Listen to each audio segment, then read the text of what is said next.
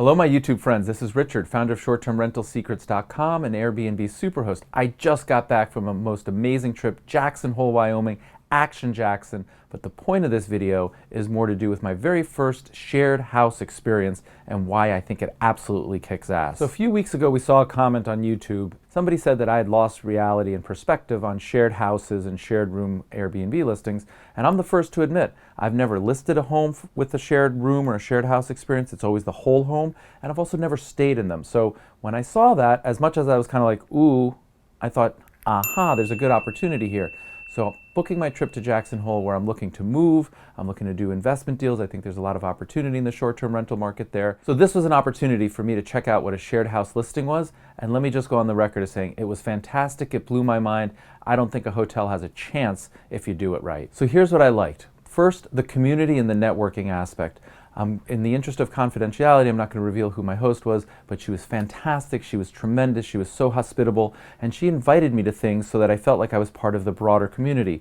When she learned that I was thinking about moving down there, not only did she make all sorts of recommendations about where I should eat and what I should do, give me maps and ideas, she actually invited me to tag along and join her at some evening events, some parties. We actually went out to dinner a couple of times, and as part of that community, I have gained a friend for life and a potential investor. We're now looking to do deals together in more short-term rentals that she couldn't do on her own, I couldn't necessarily do on my own, but yet here we have like-minded people that are getting along really well, and we're now thinking about partnering together. And I would never do that with like the concierge at a hotel. So next, let's turn to hospitality. And this hostess really knocked this out of the park. If there was a 6-star rating for hospitality, she deserved it, and probably even 7 stars. It was magnificent. It started with the communication that we're going to turn to in a little bit, but she really cared. Like, she wanted to make sure that I was dry and warm and left me jackets and the proper gear out.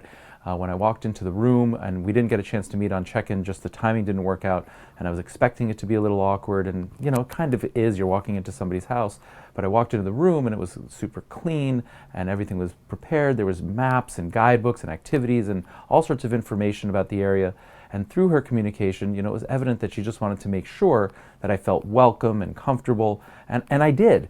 And then more importantly, and here's a real benefit of a shared house, that face-to-face communication, no matter how well you text and go back and forth via the app, that face-to-face communication is just amazing.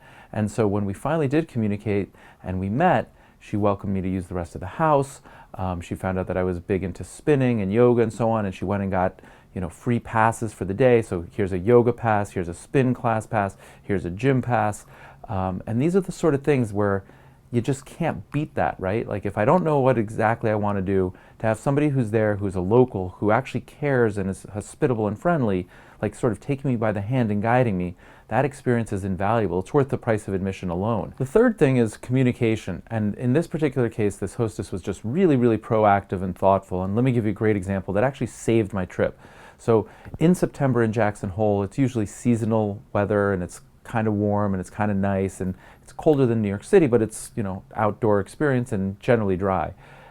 Believe it or not, the 1 week that I went there, we set record lows, and it was like raining and sleet and freezing, and there was snow. I mean, it was great if you wanted to ski, but I wasn't there to ski. But the most important thing was she actually reached out to me in advance, wanted to know when I was coming in, and wanted to know what kind of coffee I like, or do I take tea, and do I want milk and sugar? I mean, just such friendly hospitality and proactive and communicating, telling me that she would enjoy a cup of coffee with me in the morning. And then she also mentioned, by the way, we're having unseasonably cold weather next week, so please make sure that you bring the proper, clothing. And that was the first time I ever even thought about weather, and thank goodness she mentioned it to me, because I would have been completely ill-equipped and ill-prepared, and it could have ruined my entire trip. I could have been freezing and cold, and or gone out and spent hundreds, if not thousands of dollars to layer up and be protected. But just that little thoughtful advice where she was like, hey, by the way, we're expecting some storms next week, please make sure you're prepared, saved the entire trip, and I value that tremendously. Now, you can do that if you have a whole home that you're renting out.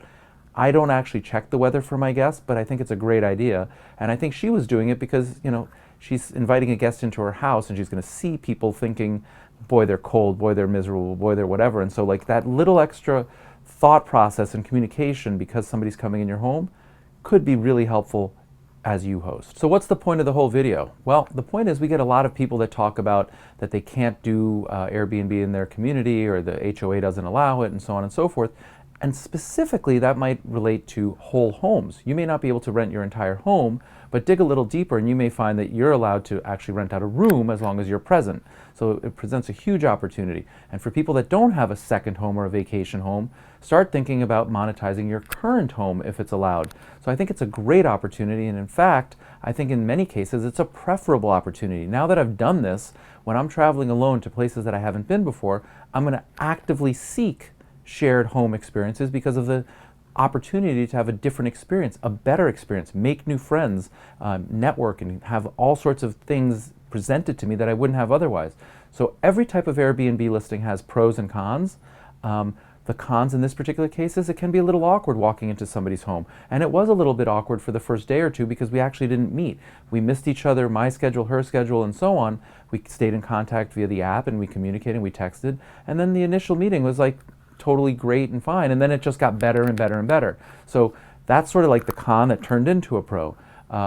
Full homes, obviously you're going to make more money, or at least you have the opportunity to make more money. But the con there is, well, you're taking a bigger risk. So if you're just looking to get started and you want to monetize the roof over your head, a shared home is just a great way to get started, get your hospitality skills, build your reputation, go for that superhost status, and like just get started. Enough already. Let's just do this. Please go ahead and comment. As you can tell, this video was prompted by a comment, so we really do pay attention, we really do care. I hope you enjoyed the video. If so, please like it. And if you haven't subscribed,